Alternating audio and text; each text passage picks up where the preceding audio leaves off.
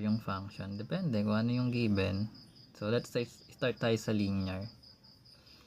So let's say meron tayo number 1. Let's say y equals 3x minus 2. So kung kunin natin yung table of values nito para mag-graph natin. So gawa tayo ng xy. Then kuha lang tayo ng points. Let's say start tayo sa negative 2, negative 1, 0, 1, tsaka 2. So ngayon, kapag nag-plug tayo ng negative 2 sa x, ano yung makukuha nating value ng y natin? So merong ang 3 times negative 2 minus 2. Ano magiging sagot mo? Sagot na, integers na lang yan eh. Diba? So magkakaroon ka ng negative 8. Bakit? Kasi 3 times negative 2 is negative 6. Negative 6 minus 2 is magiging negative 8. So magkakaroon ka ng negative 8. So ibig sabihin negative 8 dapat dito. So ngayon kung meron naman tayong ipa-plug doon na negative 1, ano yung makukuha mong sagot?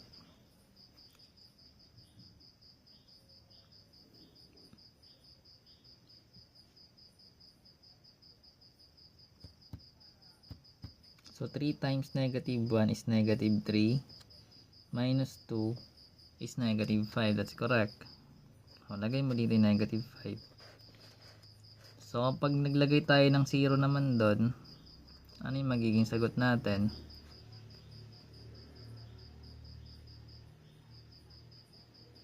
That is negative 2. That's correct. So lagay mo doon yung negative 2. Actually kapag 0 guys, sabi nga natin kanina, takpan mo lang yung x, may variable doon, then makukuha mo na yung sagot para sa y. Pero ganito yung solving nya. Anyways, madali lang yan. Kapag naglagay ka naman ng 1 na positive, anong kakalabasan?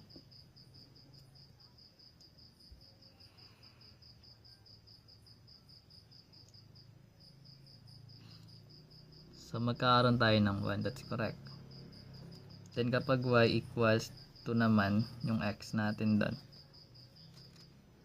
magkakaroon tayo ng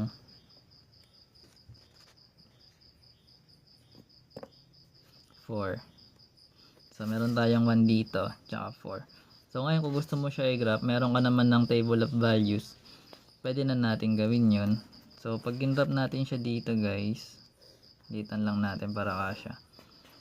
So remember, meron tayong negative 2 tsaka negative 8. So pag nilagay natin dito yung negative 1, negative 2, tapos meron tayong 8 pababa. So 1, 2, 3, 4, 5, 6, 7, 8. So something nandito yan makikita. Pantay dito tsaka dito.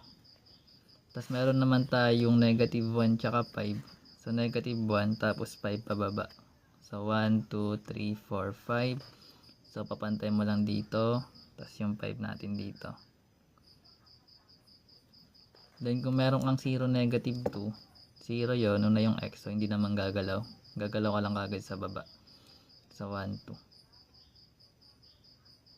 2. Then para naman sa 1, 1.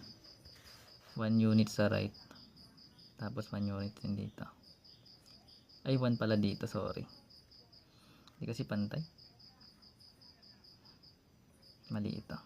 Dito dapat. Tapos 2, 4. So 1, 2. 1, 2, 3, 4. Maganda to nasa graphing paper. Pero ganito yung tsura niya dapat. So kunyari straight line siya. Connect mo lang yan. Yan. Maganda yung tsura niya pag magka-table of values. Substitute lang yan. Basta hindi ka nahihirapan sa integers, sa PEMDAS, madali lang gawin yan. O what if, doon tayo sa quadratic. So let's say meron tayo number 2. Ano magandang given? So let's say meron tayong y equals, vertex form na lang, x plus 2 squared minus 3. Yan. So pwede ka na ulit mag table of values. So actually guys, kapag kasi may idea ka na about sa parabola, pwede mong kunin yung vertex nito, tapos doon tayo sa pagit sa dalawa sa left tsaka dalawa sa right niya kukuha ng mga points. So gawin natin yun na. So ano ba yung magiging vertex natin muna dito kung may idea ka na? So yung vertex natin is HK siya, sabi natin. And naka-vertex form na rin kasi to. So kapag positive yung kapartner ng x mo na number, magiging negative yun. Then kapag minus 3 na yung k natin. So ganoon siya ginagawa. Kapag minus 2 naman, ibig sabihin magiging positive dito. Then kung plus yung nandito, plus na siya sa kabila. So kung meron na tayo nyan guys, pwede ka nang gumawa ng table of values. So paano natin gagawin yan? So remember, sa yung ordered pair natin, di ba xy siya? So doon tayo mag-start sa negative 2 sa middle. Nasa middle dapat yung negative 2. Kuha lang tayo tag dalawang points. Sa left tsaka sa right ni negative 2. So ano ba yung dalawang points or dalawa, tama, yung dalawang number na sa left ni negative 2? Bakit naging negative 2? Vertex form. Ang vertex form kasi naka-format siya ng x minus h eh. Pero titig method yun guys, okay na yun. Kapag plus magiging minus, kapag minus magiging plus. Pag nasa loob siya ng parenthesis, no? Oh, pwede pa rin siya i-transpose. O, yung dalawang numbers sa left ni negative 2, tsaka sa right niya. So, di ba ang sunod nito negative 3. Then negative 4. Then sa right niya is yung negative 1 tsaka 0. Ito na lang gagamitin natin kasi baka pag gumamit tayo ng tawag dito ng 1, 2, 3, 4 or negative 2, hindi siya kasi magiging middle. So kailangan kukunin natin yung vertex muna bago natin ilagay yung dalawang number sa left niya tsaka sa right. Anyways, so pwede na tayo mag-plug ng numbers. So kapag nilagay natin yung negative 4 sa value ng x natin doon, so using integers tsaka exponent, PEMDAS, anong magiging sagot natin sa y?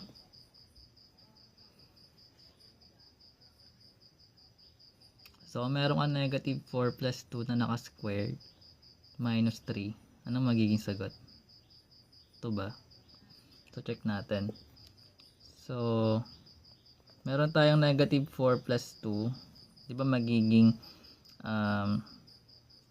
negative 2 yan, naka-squared minus 3. So yung negative 2 squared magiging positive 4 minus 3. So magiging 4 minus 3 magiging 1. So 1 dapat ilalagay natin dito. So ngayon, kung ilalagay natin is negative 3 naman, ano yung magiging sagot natin?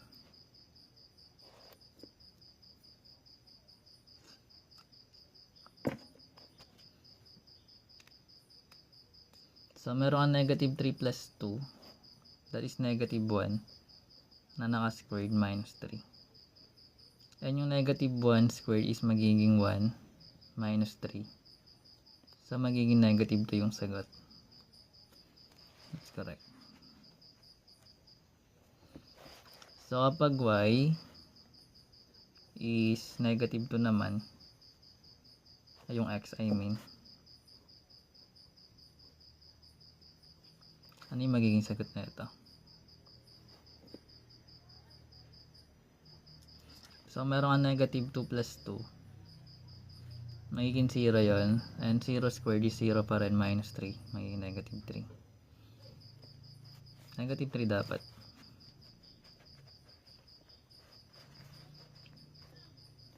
Then kapag yung y natin is negative 1, ay yung x I mean, ano yung magiging y natin?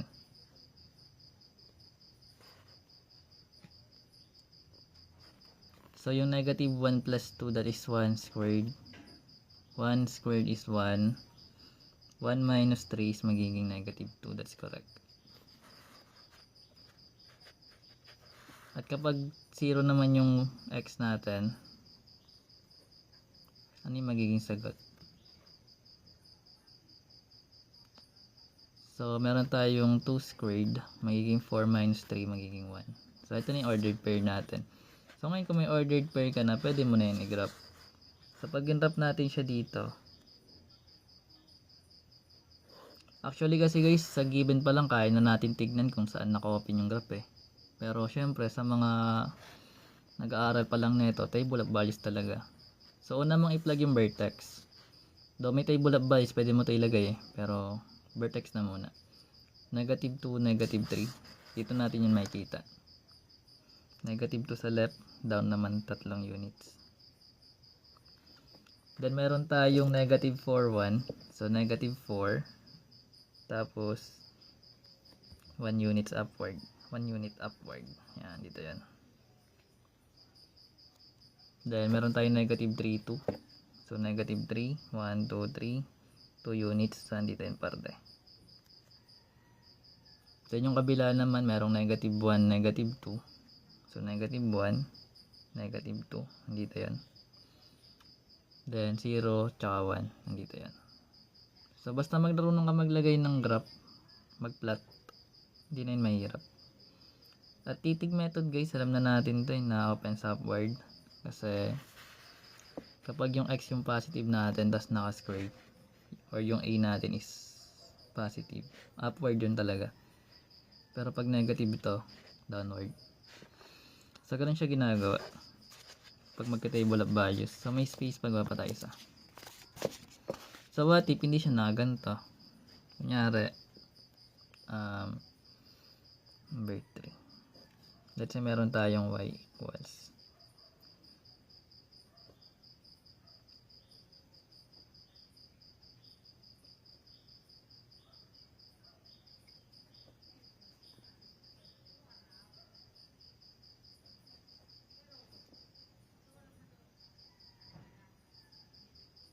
tama. So, paano kung ganito yung given? Meron tayong negative x squared plus 2x plus 1. That gusto mo siya i-graph. So, maganda na ito kasi guys, naka vertex form katulad na ito. Ayun yung pinakamadali kasing way para mag-graph tayo ng quadratic eh. Kasi kung i-graph natin siya, kunyari mag-substitute ka kagad ng mga value ng x mo dito, baka hindi siya maging parabola yung itsura eh. So, mas maganda hanapin mo yung vertex. Then, kumuha ka ng dalawang points sa left and right niya. So, ganun gagawin natin. So, basically guys, kapag ganito yung given, ilabas lang natin yung negative sign muna. So, ibig sabihin dito, magiging x squared. Then, 2x divide negative 1, magiging negative yun, diba? Then, positive divide negative is negative. Tapos, magiging 1 to. Factorable ba to? Ay, hindi siya factorable. Dapat pala ito is minus. Tama. Dapat negative to. Para maging plus dito. Yan. Ito dapat. Para makuha natin vertex na sakto. So, nakaganyan na siya guys. Anyways. Wala siyang key. Okay lang yan. Pero meron tayo na ito, no? Pero kung hindi siya guys magaganyan, pwede mo siya completing the square. So, ibang process naman yun. Pero ito kasi factorable eh. Pwede ba yan? Anyways, kung table of values lang naman kasi yung ginagamit, paano ba ito explain lang mas madali?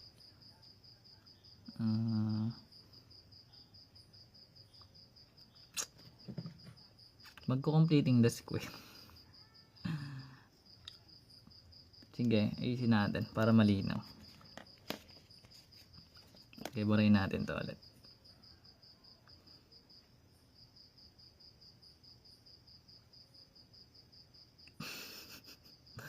Moments of silence. Quiz, paano i-solve yung 3x3 matrix sa finite? Meron na akong videos niyan nito.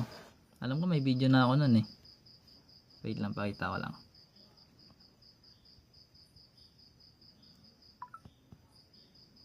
Paano to gagawin?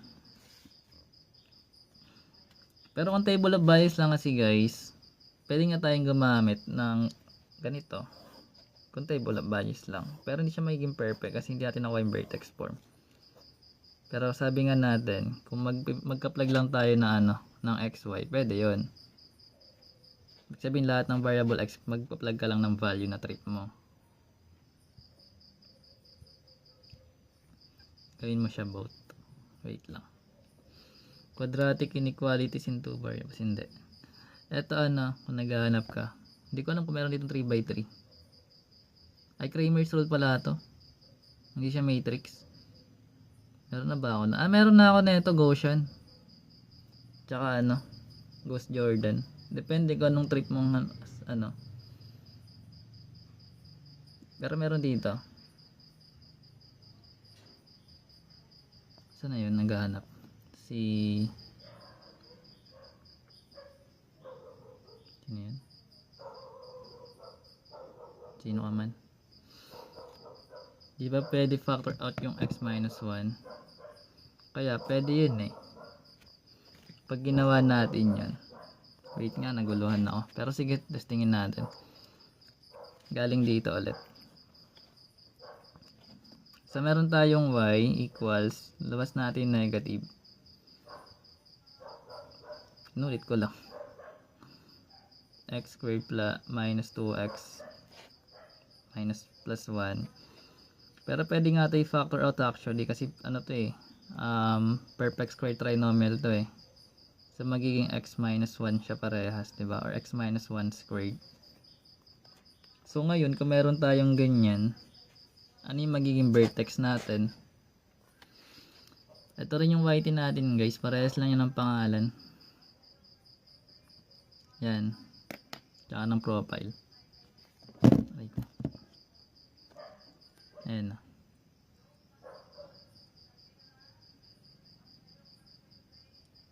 Press lang. May formula nga ang vertex form. Pero ito nakaganda siyang format. So kung gusto mo mag-table of values, pwede na yan. Kasi nga gawin lang naman gagawin natin dito sa discussion. So remember, ang vertex form naka y equals ax minus h, a times x minus h squared plus k. So mapapansin mo dito, wala ka naman doon na tawag dito, wala ka naman doong k kasi walang plus na nakalagay sa gilid. So ibig sabihin 0 yung k natin sa vertex.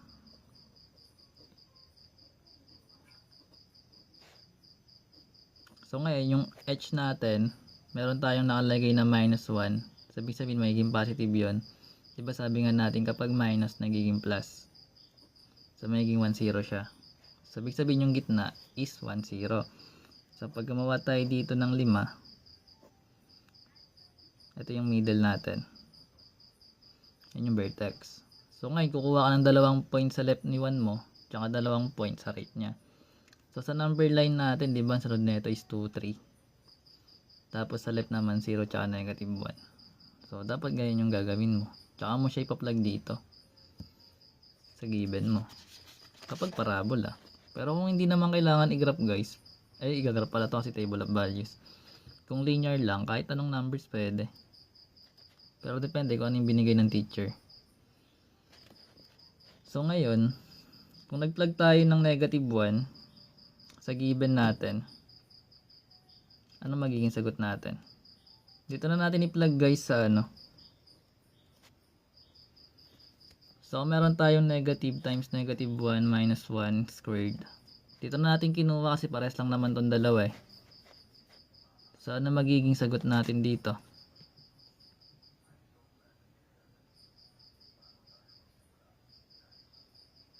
Negative 4. That's correct. Negative 1 minus 1 is negative 2. Negative 2 squared is positive 4. Positive 4 times yung negative 1 sa labas is magiging negative 4.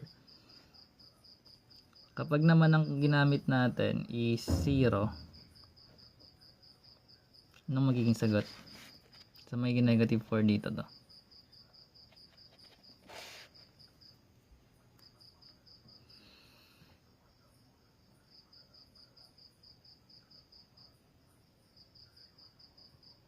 Kala ko ba sabi mo yung value ng vertex sa equation para makuha ang points? Oo nga. Tinransform ko na siya sa vertex ah.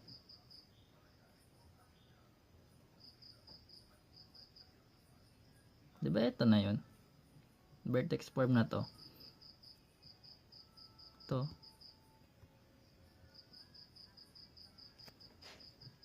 So ito magiging negative 1 squared is 1 times yung negative 1 is magiging negative 1. So magiging negative 1 to.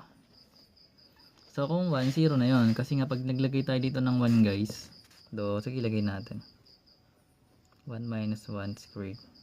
So 0 yun. Kasi 1 minus 1 is 0. 0 squared is 0.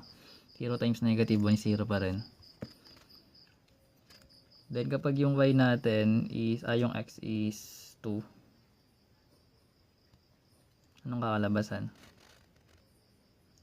So may negative 1, that's correct. Gets na natin yung kasi integers na lang yan eh.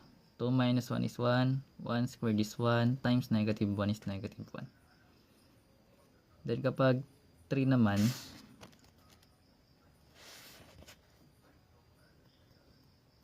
may negative 4. Gets na yun. Pares lang naman lalagay dito eh.